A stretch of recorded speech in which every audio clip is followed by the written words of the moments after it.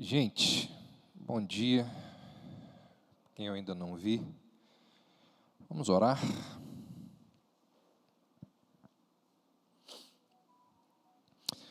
Ó Deus, louvamos o Teu nome por Jesus Cristo,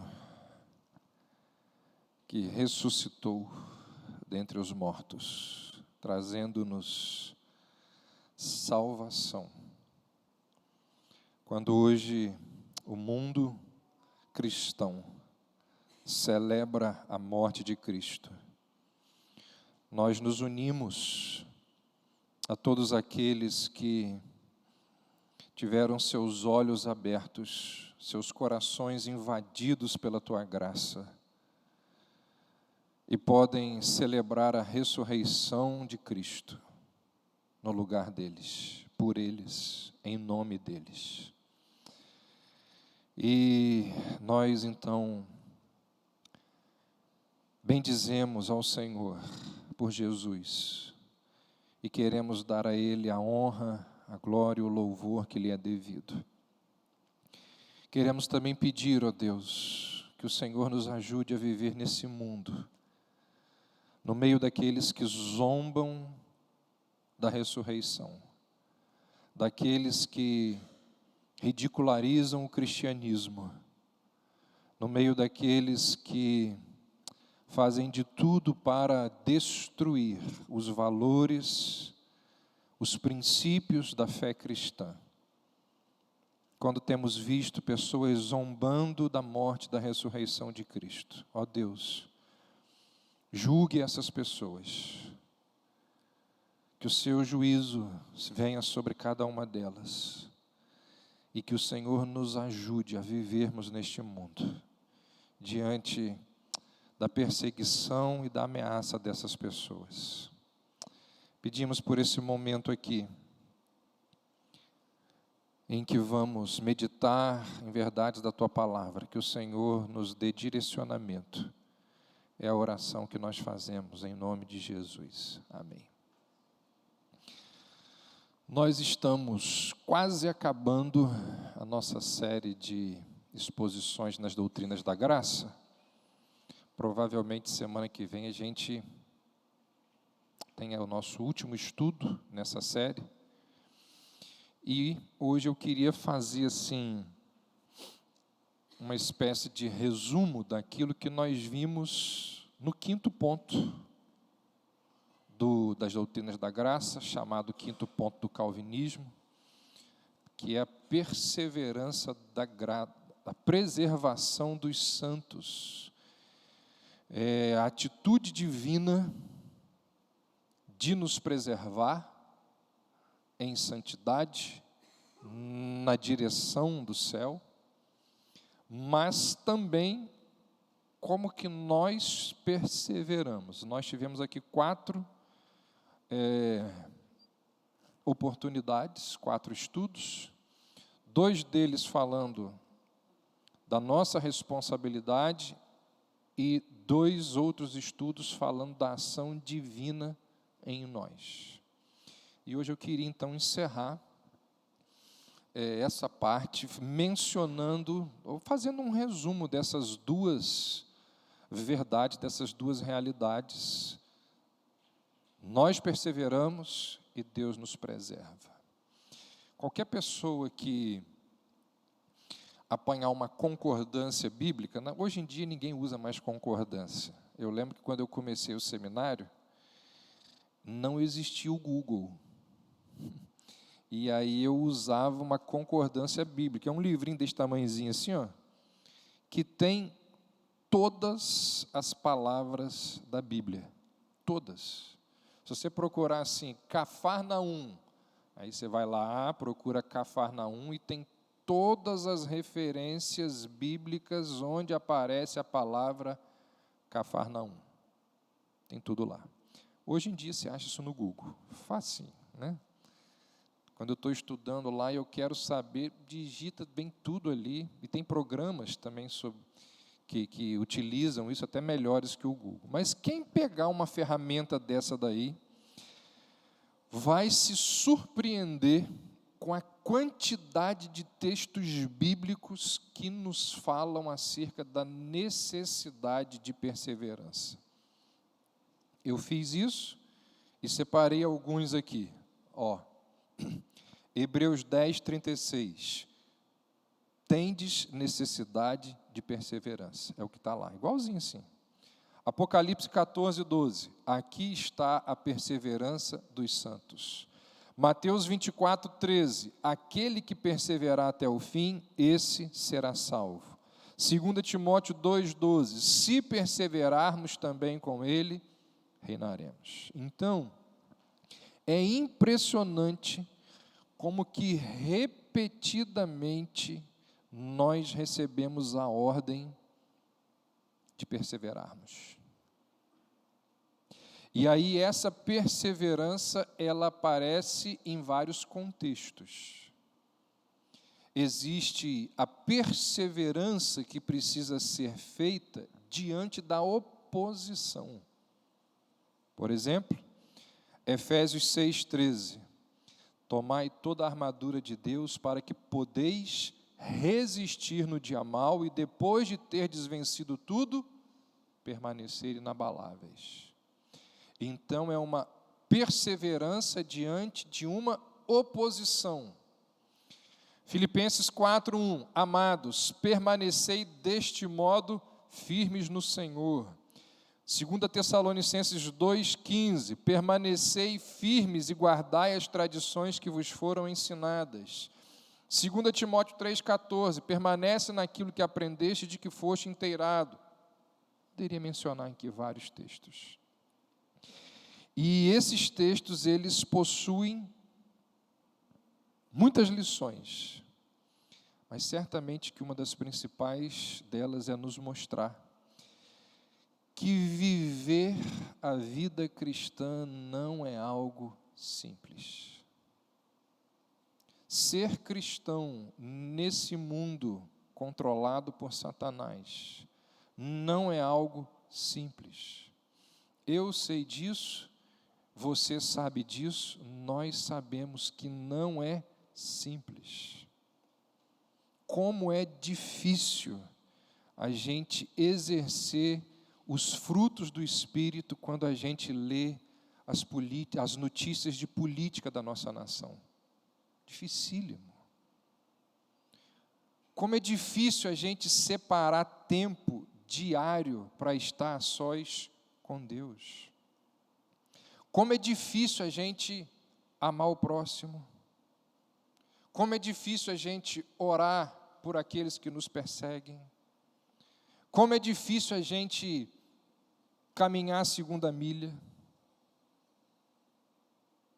Não sei se acontece com você, espero que aconteça. Mas é complicado demais para mim lutar contra os meus desejos pecaminosos. Desejos de preguiça, desejos de gula, desejos os mais diversos. Não é simples lutar contra eles. Como é difícil a gente se manter íntegro, honesto, numa sociedade de gente mentirosa e corrupta. Onde a gente vai, tem pessoas assim. Então, você se manter íntegro lá no seu lugar de trabalho não é simples. Educar os nossos filhos nos caminhos do Senhor não é uma coisa simples. Então, quando a gente fala dessa doutrina da preservação dos santos, nós estamos falando de algo que nos é dificílimo. Não é por acaso que a Bíblia fala que estreita é a porta. Estreita é a porta. E apertado o caminho que conduz à vida. Não é simples. A Bíblia vai dizer que o diabo, ele anda ao nosso derredor. E às vezes eu acho que nós reformados não acreditamos nesse texto bíblico.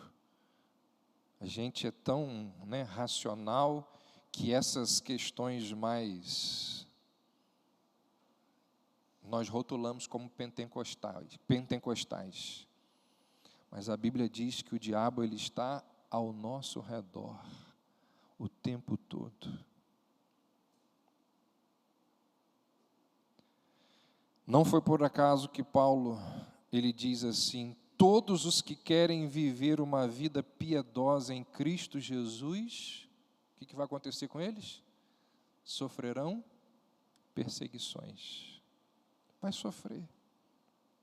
Então, quando nós olhamos para as Escrituras, gente, ser cristão não é algo simples. Cristão mais ou menos, 1,99, é fácil. Agora, cristão de verdade, tentação, sedução, problema, perseguição, a Bíblia o tempo todo diz assim: vocês precisam perseverar. E nós aprendemos aqui que, graças a Deus, nós não fazemos isso sozinhos. Porque se dependesse apenas de nós, nós estaríamos perdidos. Nós não conseguiríamos. Não sei se você é como eu, mas eu sou frágil, eu sou medroso, desconfiado, eu tenho as minhas incoerências, as minhas inconstâncias. Que bom que isso não acontece com você, mas comigo, eu tenho todas essas características que muitas vezes podem me atrapalhar a perseverar. Então, esse assunto, esse tema, é algo que a Bíblia aborda em vários momentos e o tempo todo. Porque a Bíblia sabe que nós vivemos num contexto, nós vivemos diante de uma realidade dificílima, que contribui para que a gente não persevere. Quando Jacó está ali nos últimos momentos da sua vida, nas últimas horas de vida, diz a Bíblia que ele chama todos os filhos e ele vai ali dispensando uma bênção sobre cada filho. E aí, quando chega na vez de Rúben, Jacó vira para Rúben e diz assim: inconstante como as águas, você não vai ser o mais excelente. Ele fala isso de Rúben: você é inconstante. Você conhece gente inconstante? Inconstante. Não foi por acaso que o poeta ele criou um hino, e não é por acaso que esse hino atravessa as décadas, quando ele diz assim: oscilando minha fé, Cristo valerá. Porque diante de tudo isso, a nossa fé tem a tendência de realmente oscilar. E não é por acaso, então, que a Bíblia, ela o tempo todo fala sobre a necessidade de perseverar, perseverar, perseverar. Para você ter uma noção de como que isso é sério, pesquisas, e não é uma, mas são várias pesquisas de vários institutos cristãos, mostram que o número de pessoas que já foram da igreja e estão fora da igreja é maior que o número de pessoas dentro da igreja. Então, se o nosso país tem, não sei se são 30 e poucos milhões de evangélicos, existe mais de 30 e poucos milhões de pessoas fora da igreja, que já passaram pela igreja e não estão na igreja. O número é muito maior, o número de ex-crentes é maior que o número de crentes arrolados dentro da igreja. Então, é por tudo isso que eu estou falando aqui, que alguém uma vez disse que o maior desafio de um cristão é a continuação da continuação. É perseverar. Primeiro, você pega lá a vida de grande parte dos cristãos, que tem aí 5, 10, sei lá quantos anos de vida cristã. Primeiro vem a descoberta da fé, a iniciação, o despertar, o abraçar, a conversão, e normalmente isso é seguido, né, de muito desejo de servir a Cristo, de uma empolgação absurda. Aí as semanas se transformam em meses, que se transformam em anos, e a pessoa descobre que, como Jesus disse assim, se alguém quer vir após mim, a si mesmo, a pessoa começa a descobrir que seguir a Cristo envolve negação do eu. A pessoa começa a descobrir que existem pecados a serem abandonados, renunciados. A pessoa começa a descobrir que seguir a Cristo envolve obediência, continuação do compromisso, da nova vida, da nova realidade de vida. E aí, continuar perseverando não é algo simples. E é essa falta de continuação, dia após dia, que enfraquece a fé, que enfraquece o testemunho, que enfraquece a realidade do reino de Deus aqui na terra.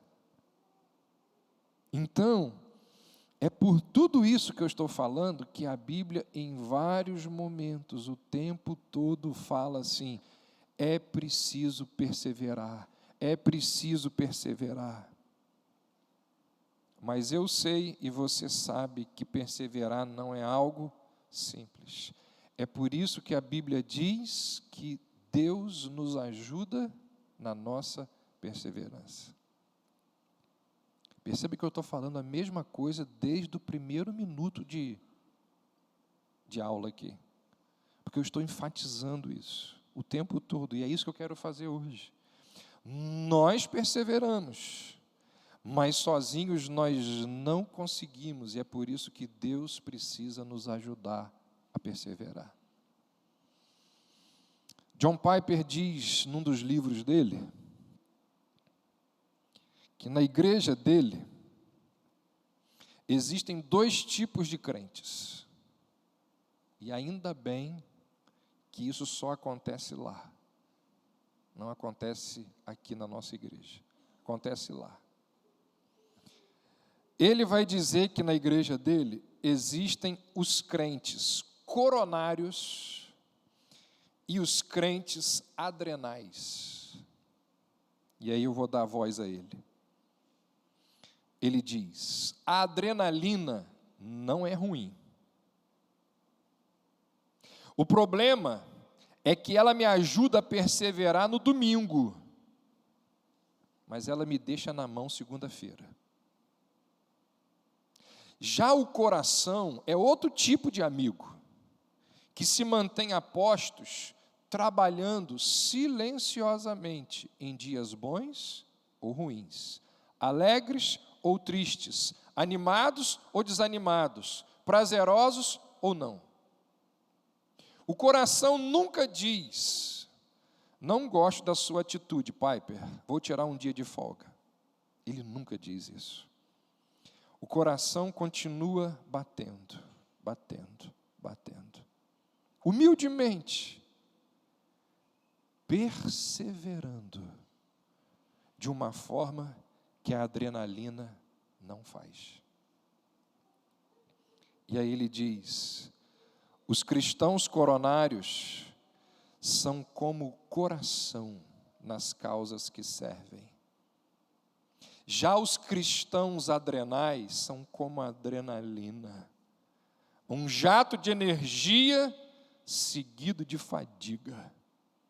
Na minha igreja está repleta de cristãos adrenais, cheios de empolgação em determinados momentos, mas logo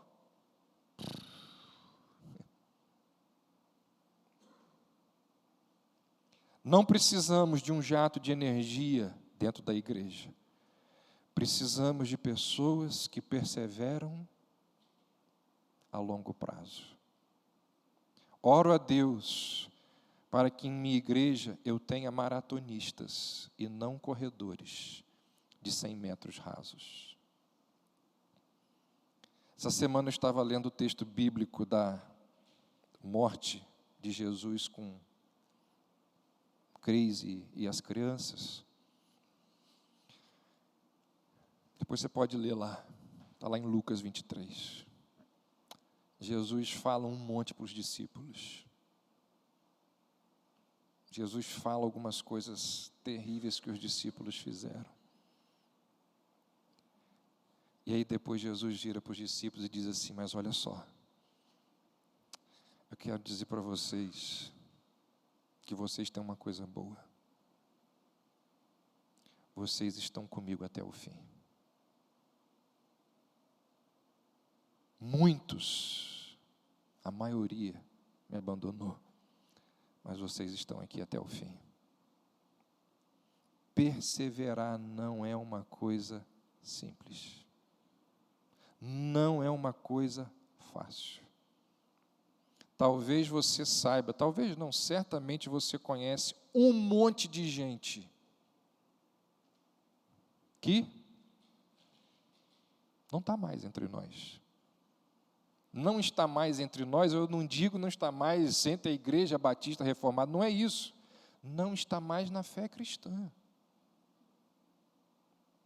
E a Bíblia diz que será salvo aquele que perseverar até o fim.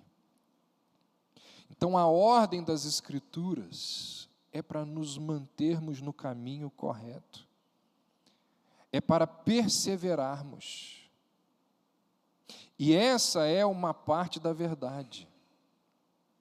É verdade que nós precisamos lutar, nós precisamos batalhar, nós precisamos. E o outro lado da moeda, a outra parte da verdade, é que a gente não persevera sozinho, a gente não consegue, mas Deus persevera por nós. Ao mesmo tempo, na Bíblia, em que nós somos exortados a perseverar, a Bíblia nos orienta e ela nos diz: olha, você, por sua própria conta e risco, não consegue seguir essa exortação. É por isso que fica muito claro, em vários momentos na Bíblia, que Deus ordena a perseverança e Deus provê a perseverança. Entende isso que eu estou falando? Ao mesmo tempo que Deus ordena, Deus provê. Parece contraditório, mas não é. Abra aí a sua Bíblia, lá em Jeremias 32.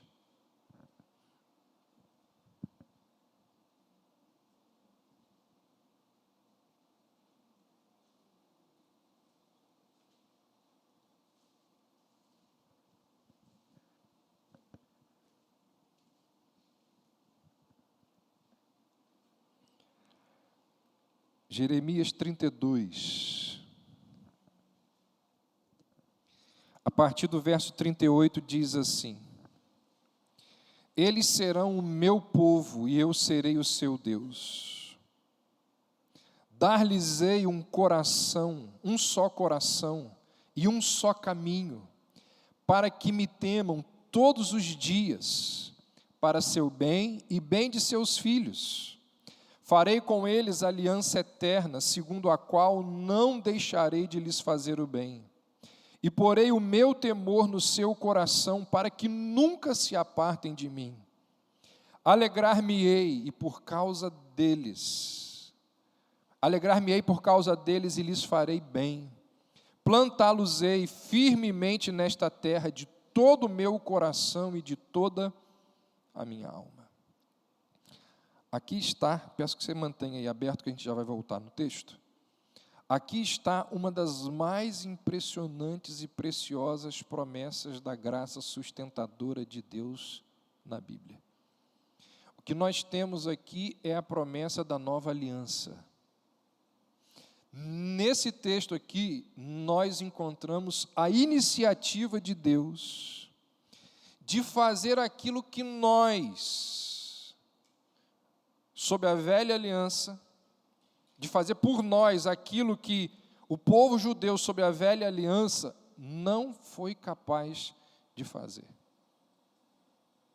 Os judeus entenderam que eles precisavam cumprir a lei através das suas forças, através da sua capacidade, que eles tinham condições de fazer isso. E esse é o ponto principal de Paulo, lá quando ele escreve para o pessoal da Galácia.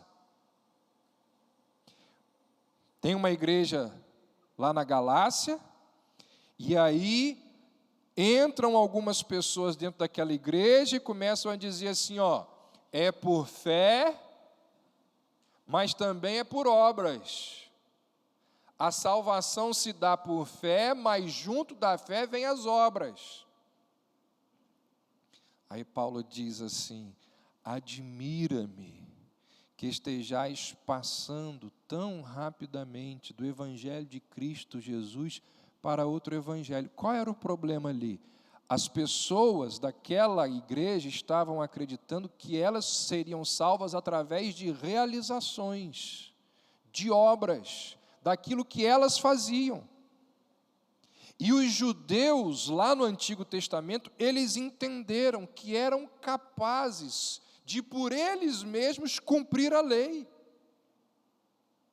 Acharam que tinham condições de, por eles mesmos, perseverar sozinhos. Acreditaram que, através dos esforços e da competência deles, conseguiriam chegar no final. Mas olha só o que Deus disse para eles, capítulo 31, volta aí. 2 capítulos. Um capítulo. Verso 31. Eis aí vem dias, diz o Senhor, em que firmarei nova aliança com a casa de Israel e com a casa de Judá, não conforme a aliança que fiz com seus pais, no dia em que os tomei pela mão para os tirar da terra do Egito, porquanto eles anularam a minha aliança, não obstante eu os haver desposado, diz o Senhor. Porque esta é a aliança que firmarei com a casa de Israel depois daqueles dias, diz o Senhor. Na mente lhes imprimirei as minhas leis, também no coração as inscreverei. Eu serei o seu Deus e eles serão o meu povo. Ezequiel, abra aí, capítulo 11.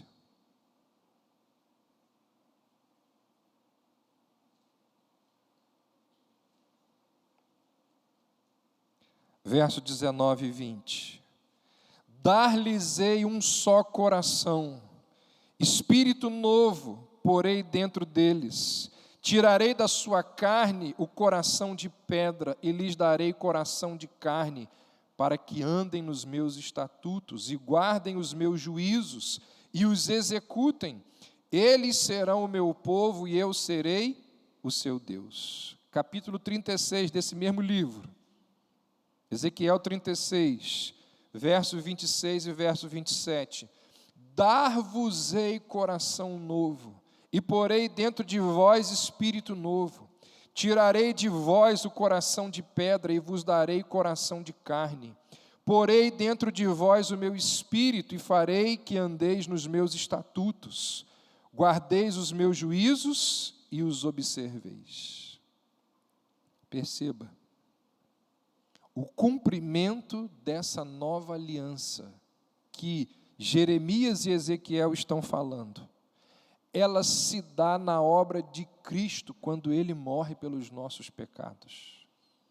Jesus vai dizer, no momento em que Ele está ali, ceando com os discípulos, e Ele vai dizer assim: este sangue, este cálice, é o cálice da nova aliança no meu sangue. Olha o que o autor aos Hebreus diz sobre isso. Por isso mesmo, ele é o mediador da nova aliança, a fim de que, intervindo a morte para a remissão das transgressões que havia sob a primeira aliança, recebam a promessa da eterna herança aqueles que têm sido chamados.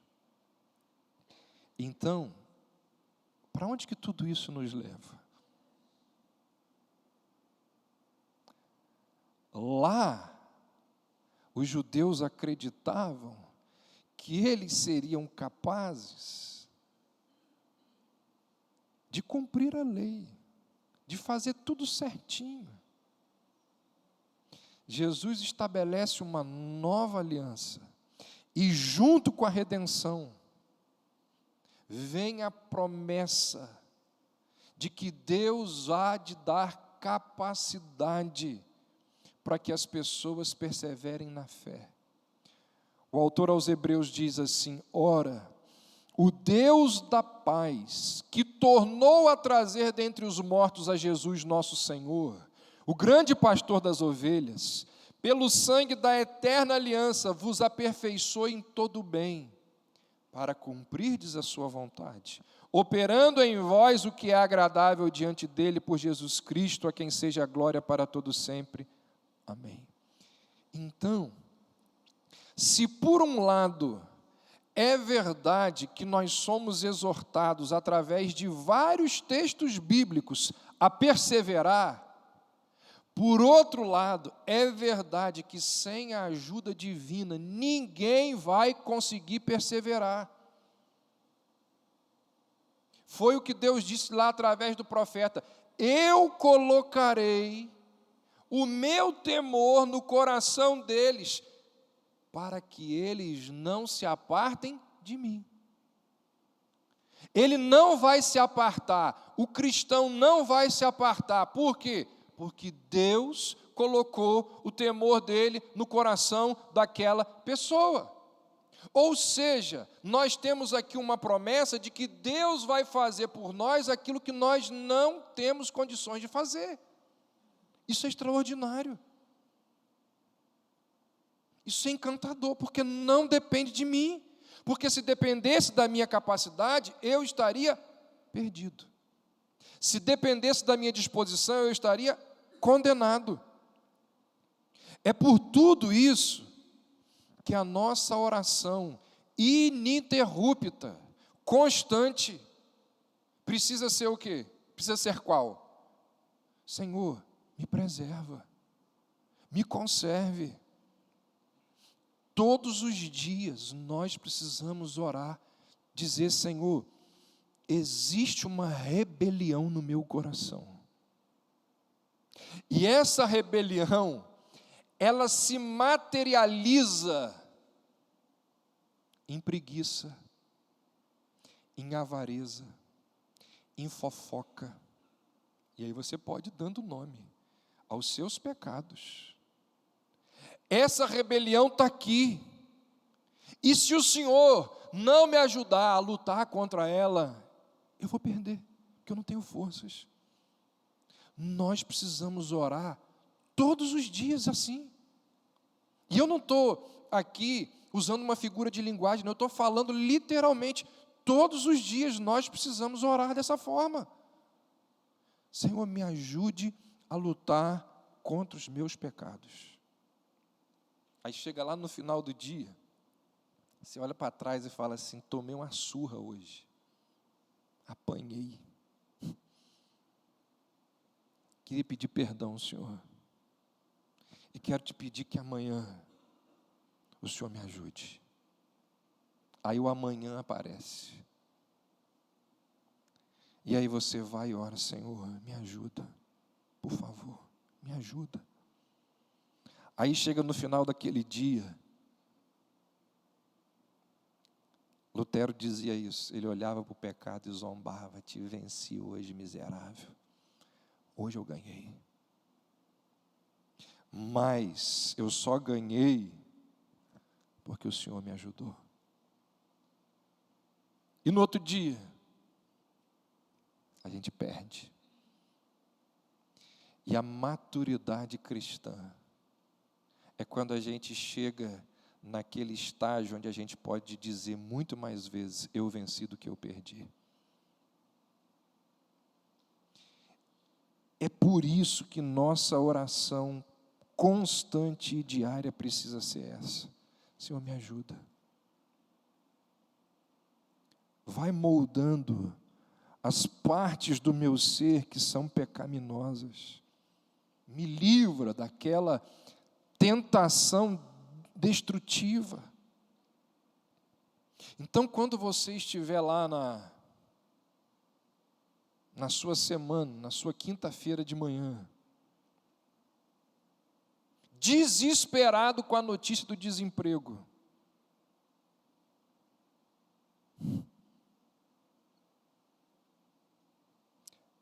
a gente precisa dizer assim: Senhor, conserva a minha fé e os meus pensamentos diante dessa notícia terrível. Quando você estiver lá, do lado daquele camarada que é um mentiroso, debochado, que trabalha na mesa do lado da sua, que a vontade que você tem é de levar uma arma para acabar com a vida dele, anos de deboche e de mentira, você precisa orar: Senhor, me ajuda, preserva a minha sanidade, para eu não cometer uma loucura. É você que vai pedir ajuda a Deus. Quando você estiver desanimado, diante do cenário político, econômico, social, moral, espiritual da nossa nação, você tem que orar: Senhor, renova as minhas esperanças, os meus sonhos. Diante de uma proposta que chega para você: nossa, isso aqui vai mudar a minha vida. É sério mesmo que eu estou diante dessa proposta aqui? Vai mudar a minha realidade. Isso aqui vai mudar para os meus filhos, quem sabe para os meus netos. Mas vem cheia de pecado. Você vai ter que vender valores, negociar valores, vender princípios. É o momento de você orar e dizer: Senhor, eu não posso flertar com isso. Porque se eu for por esse caminho aí, eu vou desonrar o teu nome.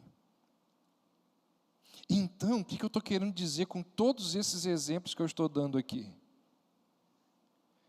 Nós precisamos o tempo todo estar pedindo a ajuda de Deus para a gente perseverar. É o que a Bíblia está nos ensinando aqui. Deus diz através do profeta: eu colocarei o meu temor no coração deles, para que eles cumpram os meus mandamentos. A gente luta, a gente batalha, mas é Deus quem nos ajuda a perseverar. E nós precisamos estar pedindo a Deus nos ajude. Então, quando você estiver se encontrar em situações parecidas com essa, tem um texto encantador lá de Salomão em Provérbios 3, que ele diz assim: confia no Senhor de todo o teu coração e não te estribes no teu próprio entendimento. Você vai se pautar na sua capacidade. Reconhece-o em todos os teus caminhos e ele endireitará as tuas veredas. O que diz depois? Não sejas sábio aos teus próprios olhos. Teme ao Senhor, aparta-te do mal, e isso será saúde para o teu corpo e refrigério para os teus ossos. Quantas pessoas que hoje estão colhendo e convivem com tragédias de decisões que tomaram há 5, 10, 15, 20 anos atrás, porque acharam, não, eu vou, é isso mesmo, e ignoraram as advertências que chegaram a ela, através da palavra de Deus. Se estribaram no próprio entendimento, confiaram na própria capacidade, se deram mal. E colhem isso ao longo de anos e anos. Às vezes são coisas irreversíveis. A pessoa precisa fazer terapia a vida inteira. Para curar? Não, para amenizar um pouquinho. Então, esse tipo de súplica, a Bíblia diz que precisa estar presente constantemente nos nossos lábios. Quando a gente ora, a gente precisa pedir a Deus, Senhor, leva o meu coração incrédulo a ser submisso, muda a maneira de eu raciocinar, porque os meus pensamentos estão me encaminhando para aquele lugar ali, para aquela postura, para aquela decisão. Quando você olha para os salmos, o que são os salmos? Os salmos são o livro de orações da palavra de Deus. Quando você olha para os salmos, o que os salmistas estão fazendo o tempo todo? Eles estão em vários momentos suplicando a Deus para que Deus possa controlar, dominar a vontade corrupta que tem no coração deles. Salmo 119, o salmista diz, inclina o meu coração aos teus testemunhos e não a cobiça. Ele está dizendo, eu sei que a minha tendência é ir para lá, é desejar isso, é me afastar do Senhor. Então o Senhor me ajuda. Salmo 119, 18, desvenda os meus olhos para que eu contemple as maravilhas da tua lei. Salmo 86, dispõe o meu coração para só temer o teu nome. Então, as duas realidades que nós vimos nesse último mês, elas estão presentes o tempo todo na Bíblia. Nós precisamos lutar. Deus não vai mandar um anjo na sua casa para ir lá e desligar o computador na hora que você estiver pensando em acessar um site pornográfico. Não vai descer um anjo ali e apertar na tecla desliga. Deus não vai fazer isso. Mas você pode orar. Quando iniciar o dia e falar assim, Senhor, eu estou aqui pensando que quando a minha esposa sair de casa, eu vou querer ir lá no computador e acessar aquele site.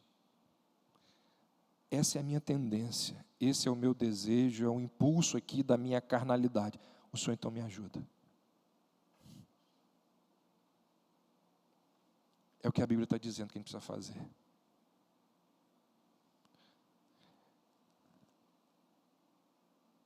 Assim, pois, amados meus, diz Paulo quando escreve à igreja de Filipos, como sempre obedeceste, não só na minha presença, porém muito mais agora na minha ausência, desenvolvei a vossa salvação com temor e tremor. Quem que deve desenvolver a salvação? A pessoa. Desenvolver é uma ordem dada aos membros daquela igreja. E logo depois ele diz, mas é Deus quem efetua em vós tanto querer como realizar, segundo a sua boa vontade.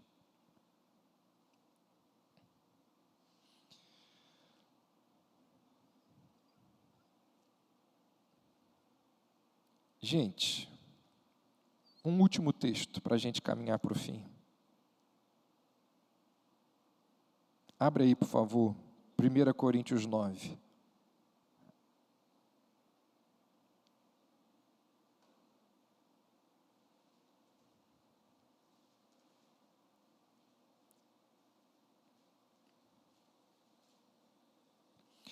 verso 24 ao verso 27. Não sabeis vós que os que correm no estádio, todos, na verdade, correm, mas um só leva o prêmio? Correi de tal maneira que o alcanceis. Todo atleta em tudo se domina. Aqueles para alcançar uma coroa corruptível, nós, porém, a incorruptível. Assim corro também eu, não sem meta. Assim luto, não como desferindo golpes no ar, mas esmurro meu corpo e o reduzo à escravidão, para que, tendo pregado a outros, não venha eu mesmo a ser desqualificado. Uma pessoa descuidada, ela pode apanhar um texto como esse aqui e achar que Paulo está falando aqui de aperfeiçoamento moral através da capacidade dele, porque Paulo diz assim: eu esmurro meu corpo, eu o reduzo à escravidão, eu luto. E a pessoa pode achar que a manutenção da fé depende unicamente do esforço humano. Está lá, Paulo disse isso, é ele que faz. Agora olha que interessante, alguns capítulos depois, abre aí no capítulo 15.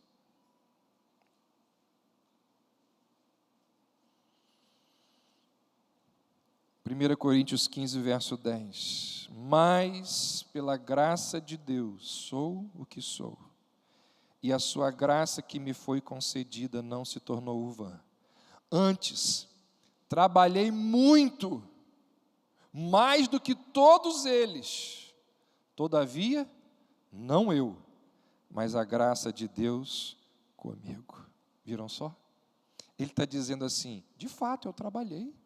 Lá no capítulo 9 ele diz: eu me esforcei, batalhei muito.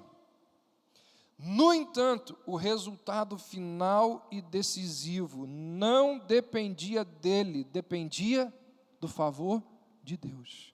Ele diz: pela graça de Deus, sou o que sou. Numa outra oportunidade, para um outro público, lá de Roma, Paulo vai dizer: não depende de quem quer ou de quem corre, mas depende de Deus usar a sua misericórdia. Então, o que a gente está fazendo aqui hoje?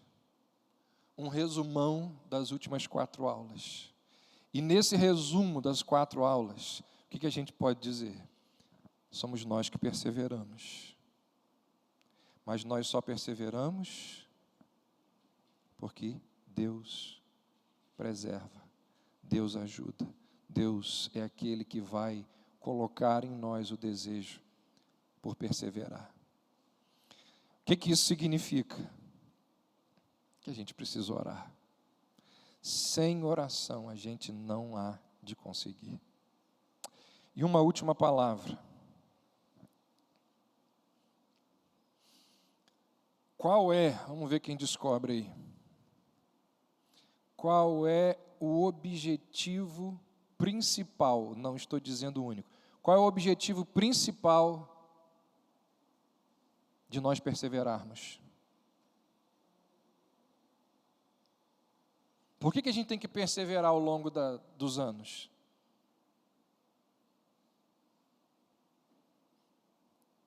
Fico com medo de falar assim e errar, né? Às vezes a pessoa pode pensar assim: o objetivo da perseverança é chegar no céu. É chegar no céu, mas não é o objetivo maior e principal. É a glória de Deus. Jesus uma vez disse assim: assim resplandeça a vossa luz diante dos homens, para que eles vejam as vossas boas obras e glorifiquem o Pai que está nos céus. Pedro falou a mesma coisa, ele diz: se alguém fale como quem comunica as palavras de Deus, Se alguém serve, sirva segundo a força que Deus concede, para que em tudo Deus seja glorificado por meio de Jesus Cristo, a quem pertencem a glória, o domínio para todo sempre. Para que a gente tem que perseverar? Para ir para o céu? Sem dúvida. Mas o objetivo maior é para que a glória de Deus seja vista na nossa perseverança. Gente, quantos problemas que a gente enfrenta todo mês, toda semana, todo dia. Quantas são aquelas situações que tiram o nosso fôlego? Que a gente pensa assim e às vezes perde até o ar, né? Com quantas incertezas, dúvidas, inseguranças a gente tem que viver, conviver.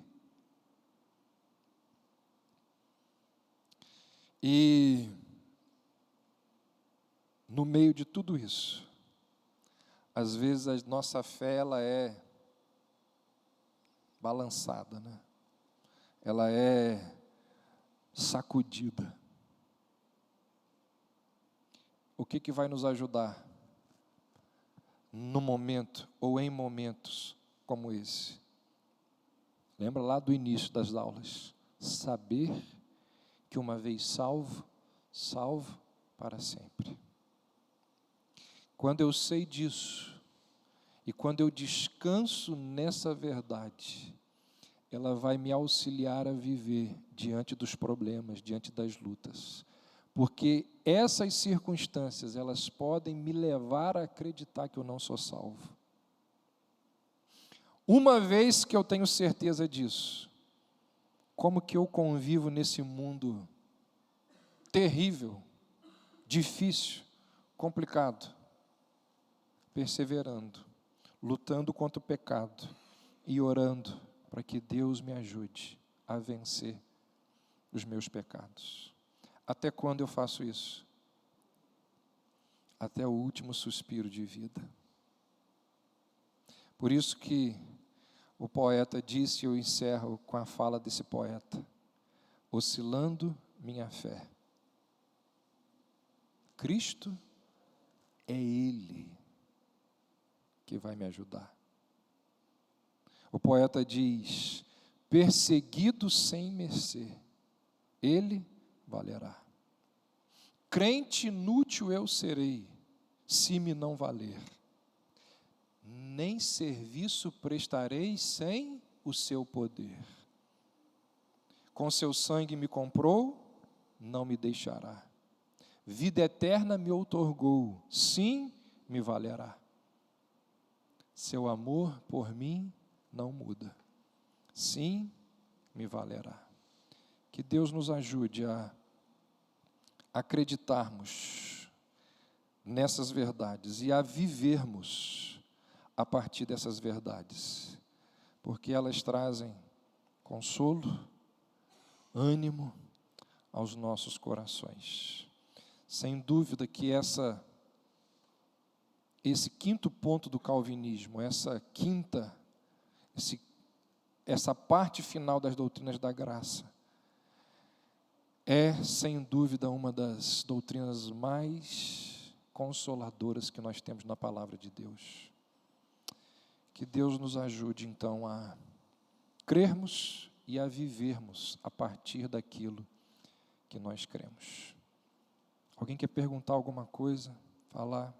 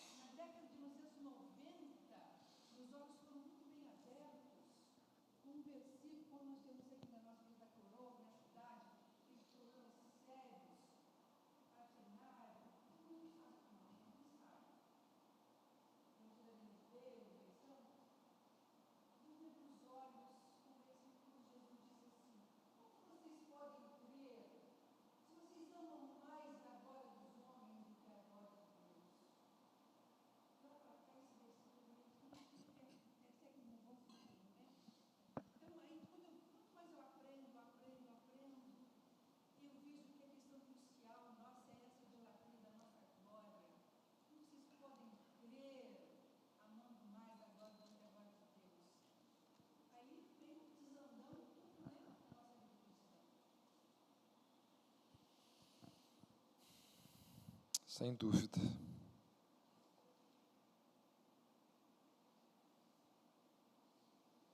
Estou procurando um texto aqui.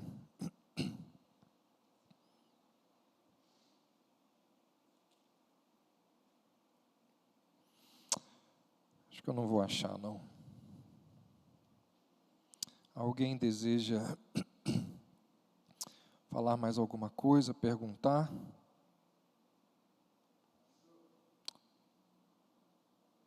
Irmão Darcy, pode falar.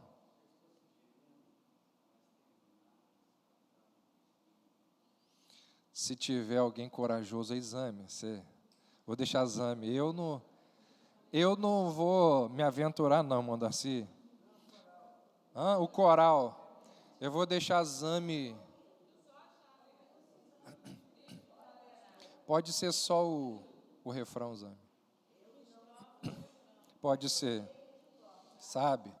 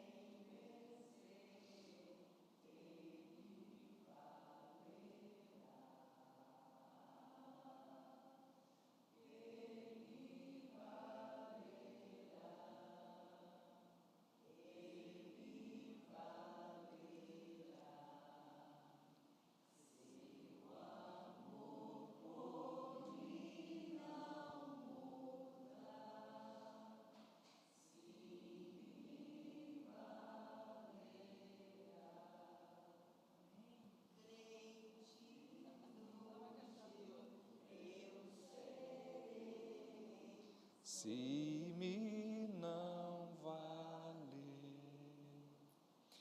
nem serviço prestar sem o seu poder, ele valerá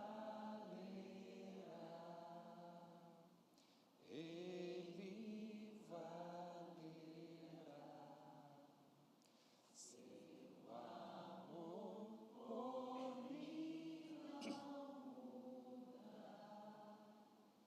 Se me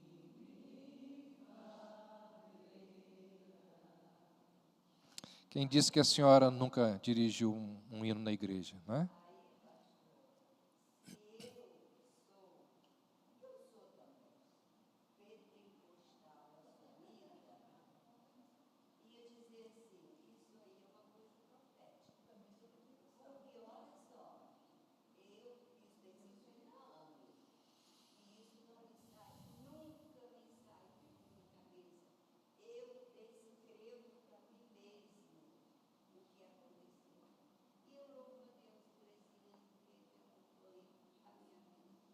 Amém.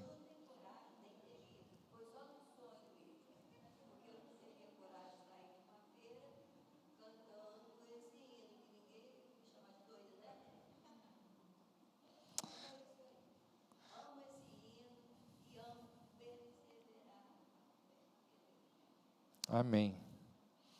Vamos orar. Senhor, obrigado pelo testemunho aqui da irmã Regina. Que o Senhor a abençoe. Obrigado pela presença dela entre nós. E que o Senhor abençoe o seu lar, irmão Darcy. Nós te agradecemos, Senhor, por esse momento aqui, onde a gente pode meditar nesta verdade tão encantadora da Tua palavra e termos a certeza de que naqueles momentos em que a nossa perseverança falhar, o Senhor há de nos colocar no caminho certo. Naqueles momentos em que não fizermos aquilo que deveríamos fazer, Cristo valerá. E Ele há de nos ajudar, Ele há de nos instruir, há de nos advertir, há de nos colocar novamente nos caminhos do Senhor. Que assim seja, ó Deus, na minha vida, na vida aqui dos meus irmãos, das minhas irmãs. Nós te louvamos por Jesus Cristo, o nosso Salvador. A Ele seja a nossa adoração, o nosso louvor. Oramos em nome dEle, para a glória dEle. Amém. Gente, bom domingo, à noite.